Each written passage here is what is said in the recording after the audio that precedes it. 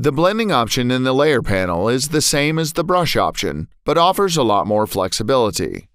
The reason for this lies in the fact that you can use the blending option on the brush directly on the picture, but it will be impossible for you to add changes to it later on. To avoid this, you can use blending options in the layer panel.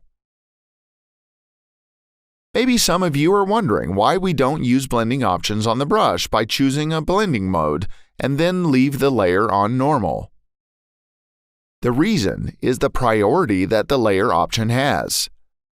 No matter what the effect is applied by the brush, the layer will cancel it and apply its own effect, whatever the blending mode, normal or other.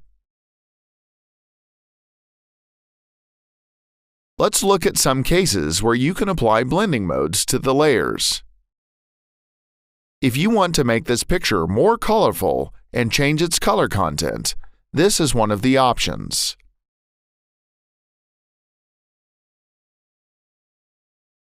Let's combine some colors in this picture and see how it turns out.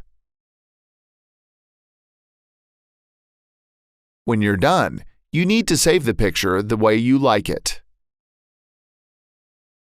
These kinds of effects are often used in natural light pictures because blending options allows us to easily simulate light and its colors.